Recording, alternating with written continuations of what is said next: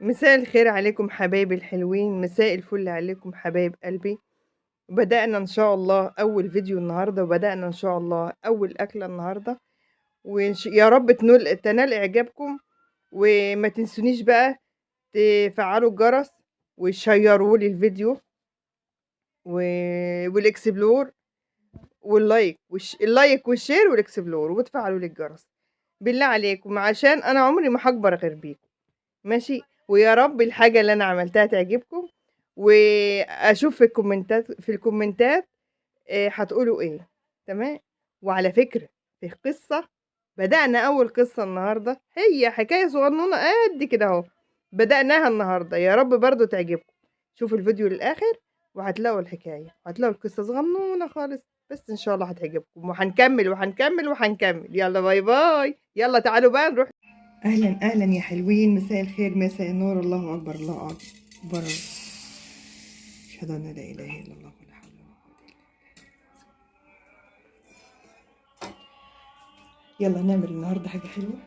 انا لقيت الدنيا ساقعه، والعيال عمالين يقولوا لي يا ماما يا ماما عايزين ناكل حاجه حلوه، بقالهم يومين ثلاثه.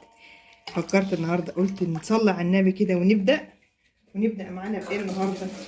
نبدا بايه؟ ايه رايكم؟ نبدا بايه؟ حذر فزر كده. هنبدا النهارده بايه؟ عايزين نعمل النهارده صوابع زينة. ده الشربات. تمام. شربات عندي انا بحط له ايه؟ كيلو سكر وكيلو وربع ميه، واقل من نص ليمونه بشويه، أهو. ومعاها كمان قشر برتقال. شفت الافتكاسه بتاعت دي يا ولاد؟ يا لهوي. على فكره بتبقى جميله. الدنيا ساعه يا ولاد، ده الدنيا محدش مستحمل الساعه دي يا حستيانه. العيال عمالين يقولوا يا ماما عايزين نعمل حاجه حلوه، عايزين حاجه حلوه. قمت بقى خلصت حوضي، نضفت بوتاجازي، قلت يلا يا ولاد نبدا ونعمل ايه؟ صوابع زينب. الشربات كيس سكر وكيلو وربع ميه. يعني البتاعه بتاعت الشوكولاته الشوكولاته دي، شايفين دي بتوزن كيلو ميه، يعني كيلو وشويه لحد الحته دي كده. تمام. يلا نولع عليهم.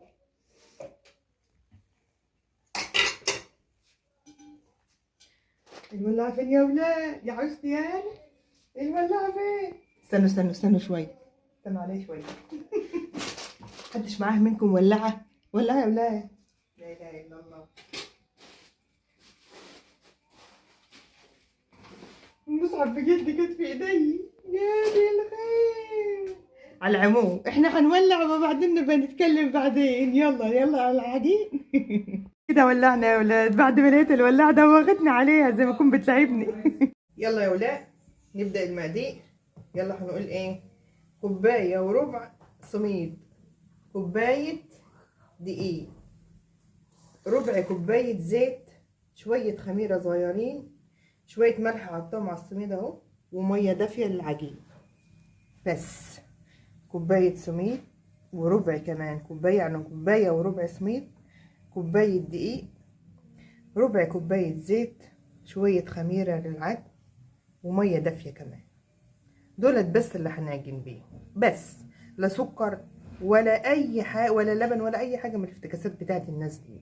هم دول اساس العجينه بتاعتنا، وان شاء الله تطلع كويس. نبدا بالصلاه على النبي ان شاء الله. بسم الله، اللهم صل وسلم وبارك عليك يا سيدي يا رسول الله. ادي كوبايه دقيق، وادي كوبايه وربع السميد، وادي كوبايه الزيت، ربع كوبايه الزيت. اول حاجه هنعملها هنلف العجينه كده،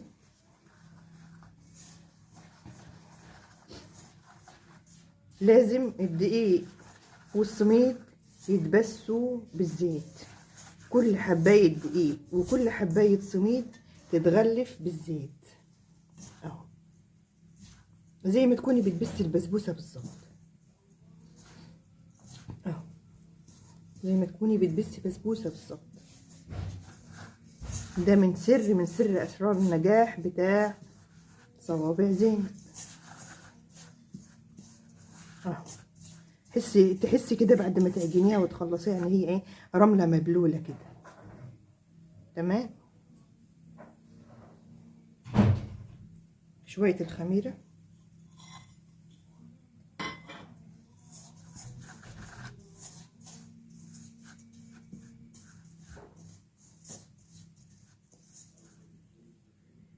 وفي حاجه بقى انا حزتها من عندي، شويه ماء صغيرين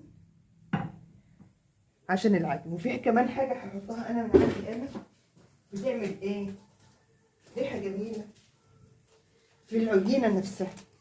في العجينه نفسها دي اختياري بقى، ديت اختياري، يا تحطيها انت يا ما تحطيهاش، بس انا كشخصي انا بحطها. دي فانيليا بتدي لصوابع زينب ريحه تانية وحاجه تانية كده. بصي تحسي انك بتاكلي حاجه حلوه، حاجه طعمها جميل. الله، تبقى جميله جميله. بصي انا طبعا عشان عاملاها قبل كده 1000 مره، عارفه مقدار الميه قد ايه، فحطيته كله مره واحده، فبالتالي العجينه لفت في ايديا مسافه ثواني، علشان انا عاملاها 1000 مره قبل كده، وعارفه شويه الميه بتوعي قد ايه. انت بقى حتى انك تحطي شويه بشويه، شويه بشويه، لحد ما تلاقيها لفت في ايديكي زي ما لفت في ايدي في ثانيه كده، بحيث ان يكون ايه كده. وتزودي كمان شويه ميه، لان السميد لما بيبوش بينشف العجينه، فتزودي كمان شويه ميه. ده ليكي انت، انا بالنسبه لي انا ببقى عارفاها، عشان انا عجنتها 1000 مره قبل كده. انما بالنسبه لك انت ممكن تكون اللي عملتها قبل كده ماشي، تبقى اكيد هي عارفه ده، واللي ما عملتهاش بتتعلم لسه معايا. تسمع الكلام، اسمع كلام ماما يا بيت، اسمع كلام ماما. مش هخليك ما تخافيش، ده انا هخليكي لهلوبه في كل حاجه، على فكره في كل حاجه، مش شرط العجين بس يا ولاد، في الحياة الشخصية والحياة العملية والحياة العلمية. والله أنا بحب أعرف شيء عن كل شيء. بس كده العجينة لفت وبقت جميلة. أنا بحبها طرية شوية إلى حد ما. شوفوا هي طرية إزاي، شوفوا هي طرية في إيديها إزاي. بس لما تيجي تصبعيها تقطعيها يعني هتلاقيها خفيفة خالص وجامدة، هتلاقيها جامدة. تمام كده، حلو كده. انا بقى اللي هغطيها بالستريتش زي ما بيعملوا ماشي، ولا هغطيها بفويل ولا بفوطه ولا في اي حاجه. تعالي معايا كده،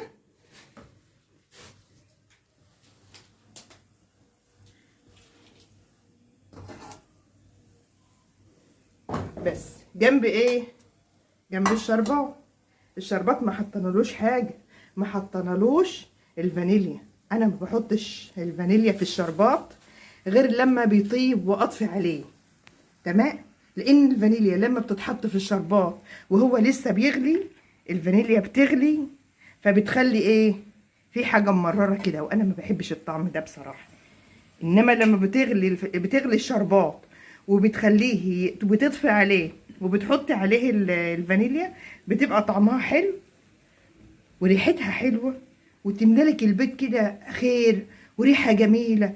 تحس ان انت فعلا قاعده في مملكتك، تخبزي تطبخي تعجني تعملي حلوياتك، وريحتك ايه مفحفحه وجميله. يلا نسيبها تخمر، والشربات لسه مش هطفي عليه دلوقتي، كمان 5 دقايق بالظبط. احنا حاطينه بقالنا ربع ساعه، 5 دقايق عشان يبقى بقاله تلت ساعه. هيقصر قيمه حته قد كده من الصوب، يعني قيمه سنتي يقصر، يعني الميه اللي احنا حاطينها تقل قيمه سنتي واحد بس، سنتي واحد بس ماشي. وانت تقيسيها عليك. طبعا الشربات اللي هتفضل منك انا بعمل بزياده، لان انا كل يوم بعمل حاجه، كل يوم هعمل حاجه، فانا عامله شربات عندي بزياده. انت بقى الحته اللي انت عاملاها ديت، المقدار اللي انا عاملاها دوت هيعوز نص كيلو سكر وكيلو الا ربع ميه. لو عندك ميزانه ده هيسهل عليكي بكتير. ما عندكيش بتاعت الشوكولاته ديت، العلبه بتاعت الشوكولاته دي هي المعيار عندي. على ما نبقى نجيب معايير بقى وحاجات من الكبيره بتاعت الناس الكبيره دي، انا ما بحبهاش اصلا. انا اهم حاجه عندي ان انا بعمل حاجه بالويم كده، وحلاوتها ان انا بعملها بالويم، وبتطلع جميله وسهله وبسيطه. يلا نسيبها تخمر. خمرت العجينه بتاعتنا وبقت جميله. ماشي، يلا نبدا حكايه جديده. لا لا، حكايه لسه اول الحكايات. ادي العجينه بتاعتنا قد كده، زي ما تكوني بتقطعي كحك، بس اصغر من الكحك شويه صغيرين. اهي اهي اهي. تمام. ادي واحده. بصوا يا جماعه، انا جبت دي وجبت دي عشان اجرب عليهم. عملت دي بس ما عجبتنيش،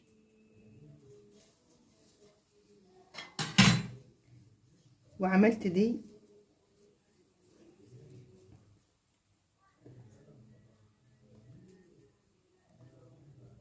وعملت معايا بيت العنكبوت. ايه رايكم؟ وادي ولا دي؟ بيت العنكبوت اهو، بيت العنكبوت اهو، جميله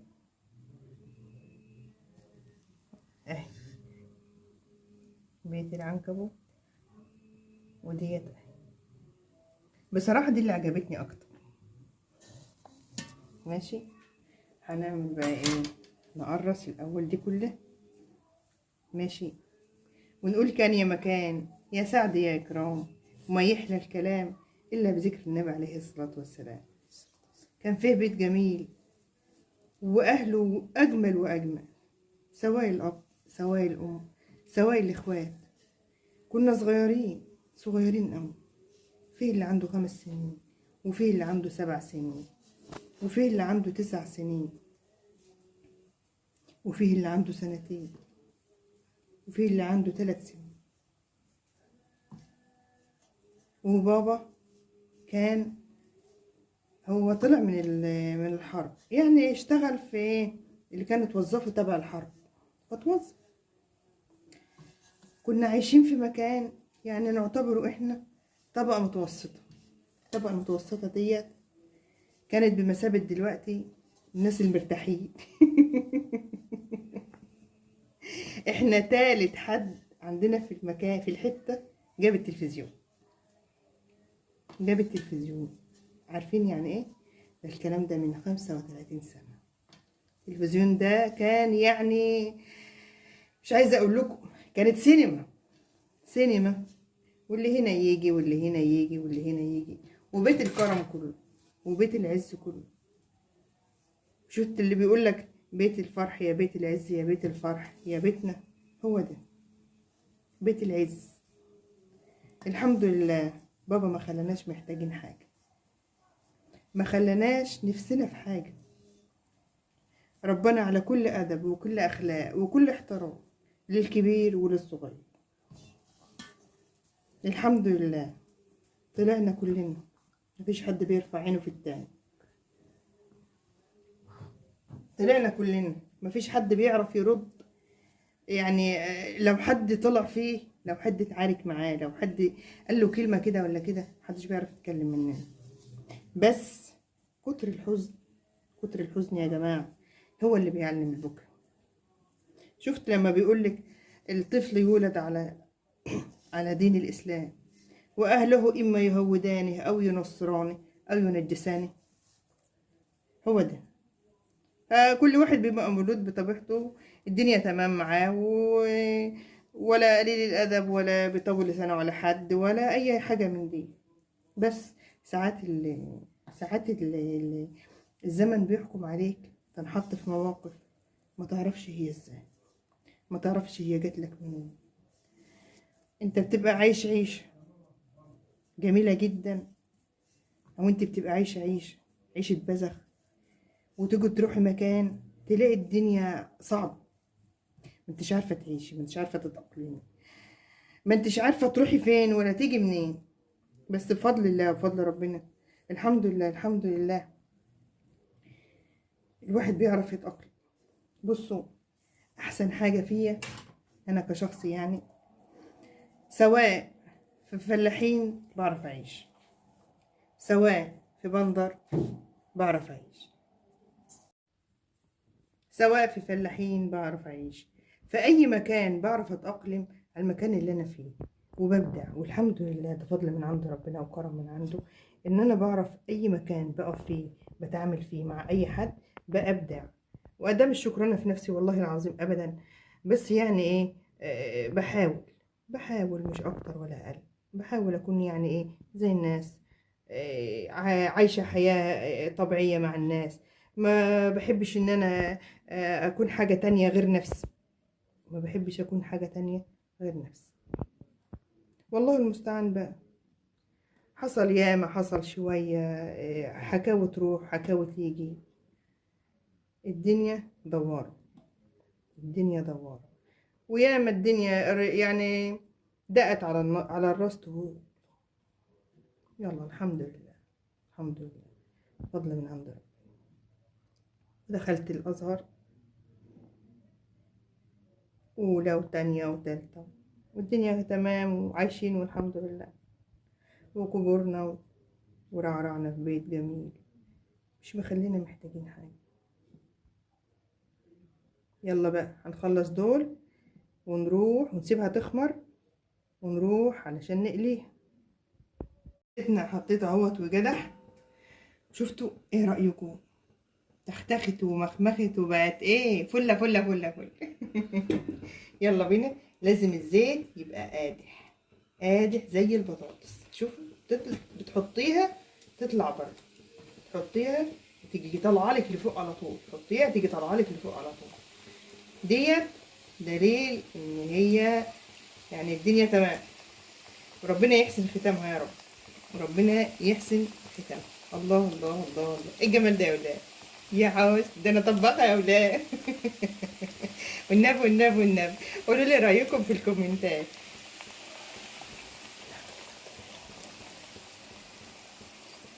وعايزه منكم حاجه، محدش يعايب على الحله دي، الحله دي ربت اجيال.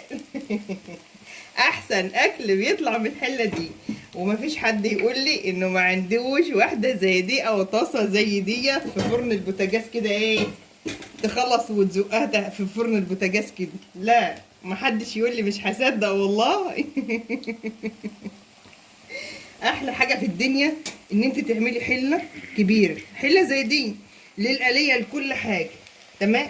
انت بتغسلي بتقلي اهو والدنيا تمام. وحتى لو الزيت طشطشتي فيه، حطيتي بطاطس، حطيتي سمك، حطيتي فراخ، حطيتي لحمه، حطيتي اي حاجه، الزيت لما بيطشطش بيطلع بره ويبوظ الدنيا كده. انما هنا في الحله الكبيره ديت ماشي، بتبقى حافظالك كل حاجه وما تبهدلكيش الدنيا. بصي الدنيا نظيفه، هنا نضيفه وهنا نضيفه.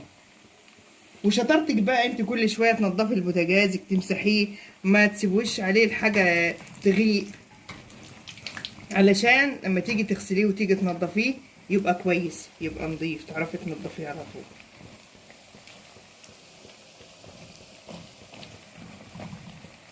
يا سلام. هتعملوا، هتيجوا معايا بقى نعمل تجهيزات رمضان. هنعمل تجهيزات رمضان، هنحضر فلفلنا، هنحضر كموننا، هنطحن كموننا، هنطحن الفلفل بتاعنا، هنحضر التوابل بتاعتنا، هنجيبها السبع بهارات كلها حب، وهنطحنها احنا على ايدينا.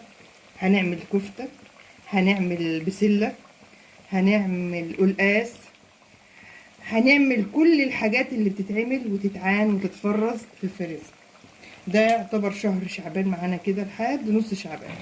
وبعد كده بقى ايه، ده طبعا بقى ايه، مرة فطير على مرة رقاق على مرة قرص على حواوشي يعني بعجينة حواوشي، مش ان هو حواوشي بالعيش البلدي كده في الفرن، لا انا بعمل حواوشي اسكندراني، حواوشي عجينة اسكندراني، ويبقى جميل وطعمه جميل وتكاته وحركاته.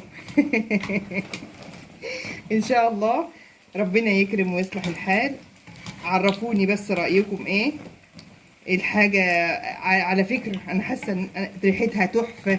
انا واقفة ومش عارفة اقاوم من الريحة. الريحة واصلة لكم؟ يا رب الريحة توصل لكم والطعم يوصل لكم زي ما هو وصل لي كده. الله الله الله الله. وده الشربات حطيته لما برد. تمام. ودولت شوية صغيرين هم. ادي واحده وادي التانية. احلى حاجه بقى ان هي إيه نفشت وخدت وضعها، بحيث ان انت لما تيجي تقليها ما تفكش منك، والعجينه جميله. شفتوا؟ مش انا قلت لكم كانت طريه خالص؟ شفتوا مسكت ازاي وبقت جميله؟ شفتوا مسكت ازاي وبقت جميله؟ شفتوا؟ ما قلتلكوش. هنعمل بكره ايه؟ اقترحوا عليا بقى، اقترحوا عليا اقتراحات وقولوا لي، ولا برضو اعمل على مزاجي. يلا عايزاكم النهارده في الكومنتات تقولوا لي، واكسلور بقى، وعلوا لنا التست كده يا جماعه. عايزين القناه تعلى وتعلى بيكم وتكبر كده ان شاء الله. ولايك بقى ويا ريت تشتركوا وتفعلوا زر الجرس عشان القناه تكبر وتوصل لاكبر اكبر عدد ممكن. وطبعا مش هنكبر الا بيكم، مش هنكبر الا بيكم، ومش هيبقى لنا وجود غير بوجودكم انتوا الاول معايا. والله المستعان يا جماعه. ربنا يوفق ويصلح الحال للناس كلها يا رب، ويحسن ما بين ايديا وما بين ايديكم وما بين ايدينا كلنا يا رب العالمين. اللهم صل وسلم وبارك عليك يا سيدي يا حبيبي يا رسول الله. صلوا بنا على النبي يا جماعه، وكمان زيدوا النبي صلاه. اللهم صل وسلم وبارك عليك يا سيدي يا حبيبي يا رسول الله. ولا حول ولا قوة إلا بالله العلي العظيم. أهم حاجة، أهم حاجة إن إحنا وإحنا بنعمل أكل وإحنا بنعمل شرب لازم نقرأ قرآن، لازم نستغفر ربنا، لازم نقول الكلام الحلو كله عشان بركة ربنا تحل في الأكل وفي الشرب وفي كل حاجة إحنا بنعملها. بصوا يا جماعة، بصوا الشربات، بصوا الشربطات، بصوا العسليات، بصوا الحلويات. جميلة جميلة جميلة. الله الله الله الله الله. زي ما بقول لابني الصغير، الله الله الله الله على البت الحلوة، الله الله. عندي ابن صغير عنده 4 سنين، اقول له ايه؟ حلاوته حلاوته نايم ننا ننا، كل شوية يكبر يكبر سنة سن. لا وايه، وهو حافظ الكلام. ساعة ما بيلاقيني غنيت الأغنية دي يجي هو كمل معايا.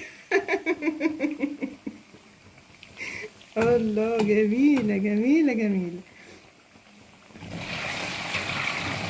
ما شاء الله، ولا حول ولا قوة إلا بالله العلي العظيم. اللهم صل وسلم وبارك عليك يا سيدي يا حبيبي يا رسول الله. اللهم صل وسلم وبارك عليك يا أكرم الأكرمين يا أرحم الراحمين، أنت مولانا وانصرنا على القوم الكافرين. شفتوا يا ولاد؟ شفتوا يا ولاد؟ يا ما شاء الله يا ما شاء الله يا ما شاء الله يا ما شاء الله يا ما شاء الله يا ما شاء الله يا ما شاء الله. الله الله. قولوا لي ايه الحله صغيره، الحله عامله، شوف بصوا الزيت جميل ازاي. بصوا الزيت، الله. شفتوا الزيت بكام؟ ما تكتروش في العمايل. انا كنت بعمل قد دول 3 4 مرات، دلوقتي عامله على القد، كل واحد صباعين وبس.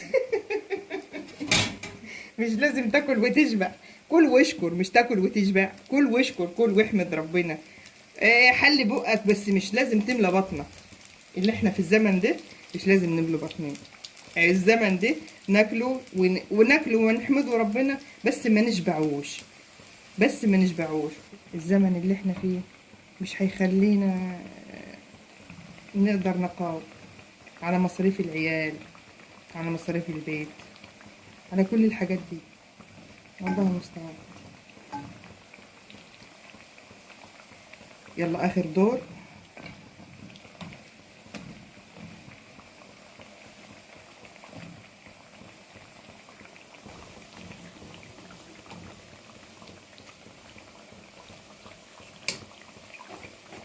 شفتوا قشرة البرتقانة دي؟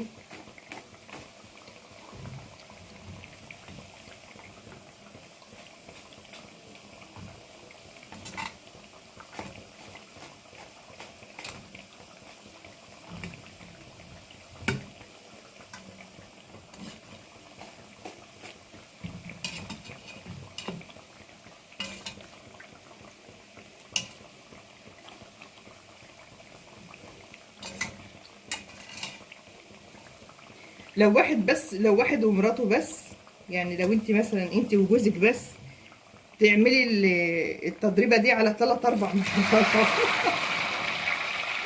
على 3 4 مرات. ما تكتريش كده، انا مكتره عشان انا وولادي. اطفي النار. يلا يا معلم. وكده خلصنا طبخة النهارده. يلا قولوا لي رايكم ايه. استنوا استنوا استنوا استنوا استنوا استنوا. بصوا. الله. الله. شفتوا يا ولاد؟ شفتوا يا ولاد؟ الله. جميلة. تهبش. على انما انا خلاص قبل ما اديها العيال.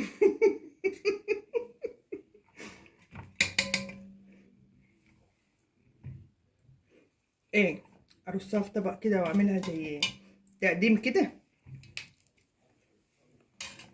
لا، مش رصة حلوة كده. احنا مش جايين نتزوج، ولا اقول لكم يلا نرصها سوا. تاني. اه.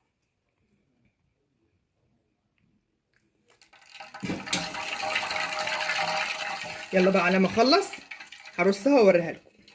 يا ولاد عملنا زي ما بيعملوا ورصيناهم في الطبق زي ما بيرصوا. ايه رايكم كده؟ ايه حلوه كده ولا احط الفراولايه يعني بالفراولايه ولا من غير الفراولايه؟ لا لا، والنبي شكلها حلو بالفراولايه. حلو حلو. يلا عقبال المره الجايه. يلا تصبحوا على خير.